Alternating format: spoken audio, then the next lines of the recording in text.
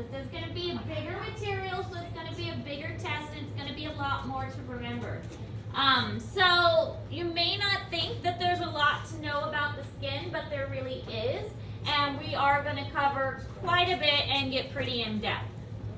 So the integumentary system. The integumentary system is the largest organ of the body, so our skin is the largest organ, and there are lots of parts to it. There will be a picture similar to this on your next test, which you'll have to label, but we're going to go over all the parts. It's a long time before our next test. So in general, the integumentary system consists of the skin and what are called skin appendages. So the skin obviously is the main portion of it, but there are also skin appendages, sweat glands, oil glands, hair, and nails. We're going to go into depth with all of those as well.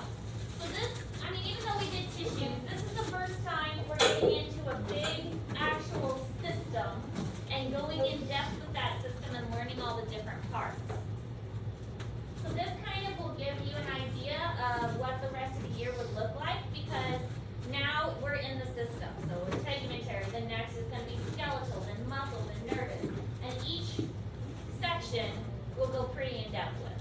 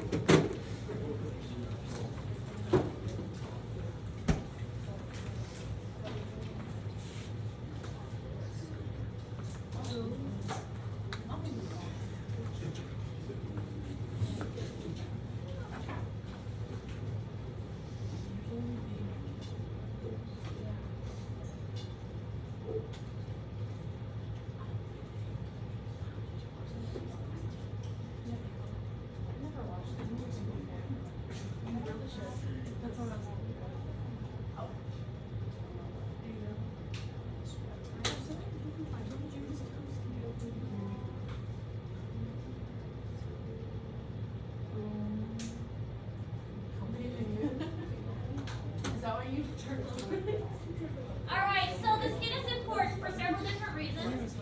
Insulation and cushioning of the deeper body organs. You want to keep what is inside. It's one of the main purposes. You want to keep what's inside, and it does protect the entire body.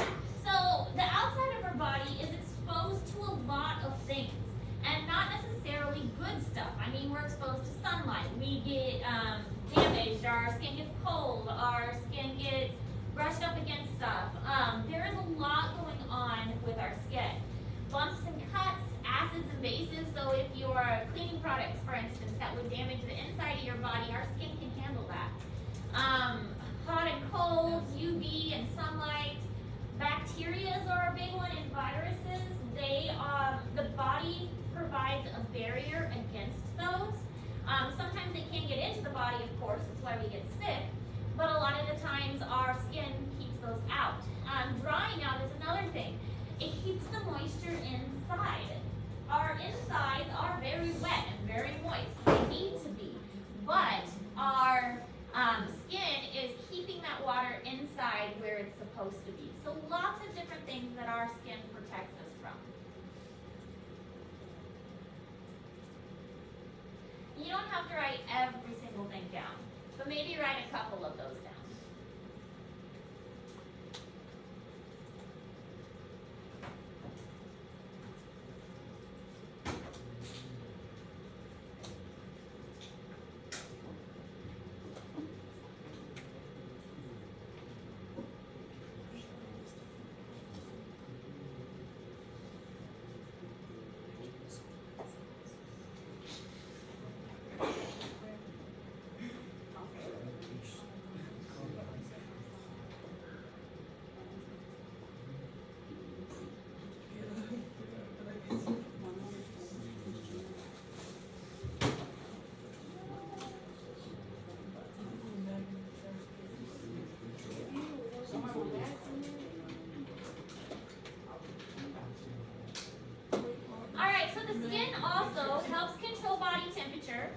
aids in excretion of urea and uric acid, and also synthesizes vitamin D.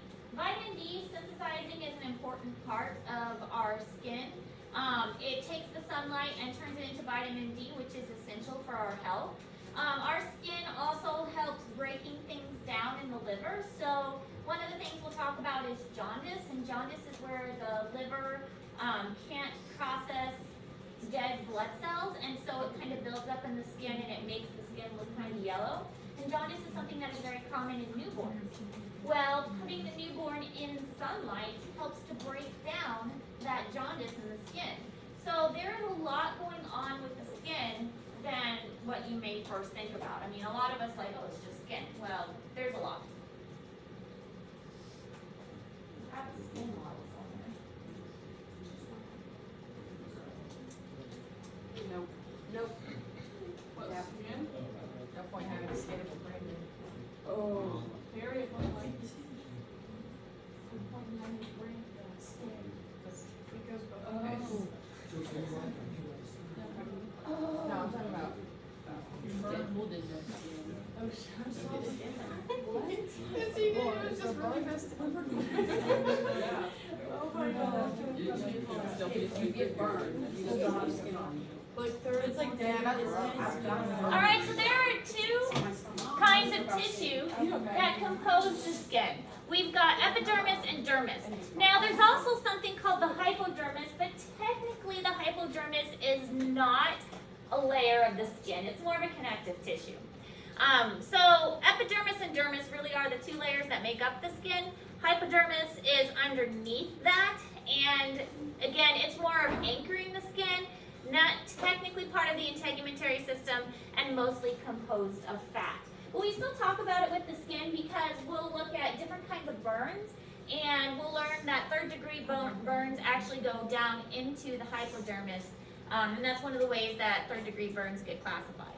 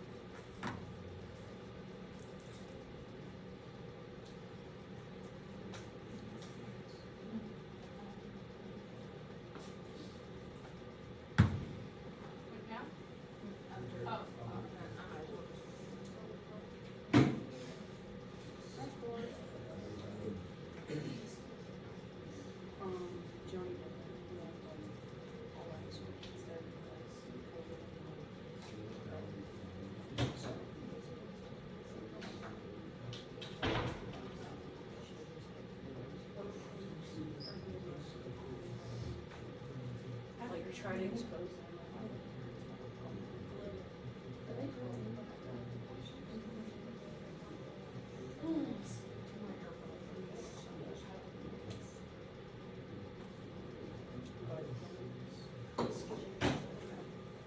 Okay, so this is a picture that is in Google Classroom for you in the student notes section. You will want to know this picture. This will be on the test. Maybe not this exact one, but one similar to this. You will have to identify all the parts of this for the test.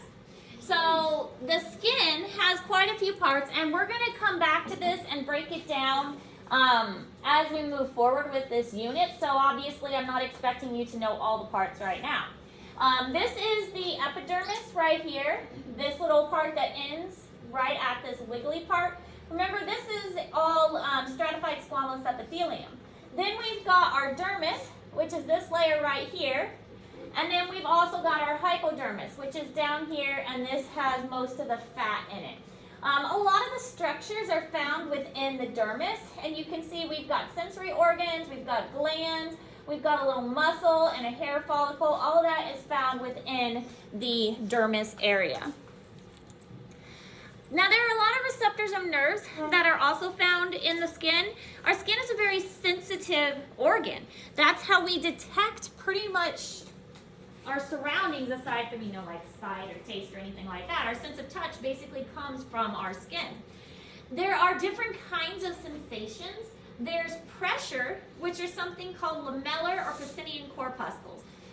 The correct term now is lamellar. I learned them as Pacinian, but most of the time lamellar is what you're going to see. If we went back to this just really quick, this is the lamellar corpuscle. They're these big round ones, and basically they sense deep pressure. So if you touch your arm, you can feel light sensations, and that's more of what your Meissner's corpuscles are doing, and they're closer to the surface. But if you press on it, you feel that deep pressure kind of sensation. That's the lamellar corpuscles that are picking that up. So Meissner's are found more toward the surface, and they're more for light tickling sensations. And then the lamellar ones are found deeper in the skin, and they sense deeper pressure. Depending on what part of the body it is, some parts of the body can have more and some parts of the body have less. So like your elbow, for instance, doesn't really have any lamellar corpuscles. If you press on your elbow, you can feel yourself touching your elbow, but you can't feel that pressure sensation because there aren't any lamellar. We'll do a lab later on where we actually test our skin and see where these different structures are found. So we'll have a patch of skin and we'll test it to see, okay, is there a Meissner corpuscle in that area? Is there a lamellar corpuscle in that area? And things like that.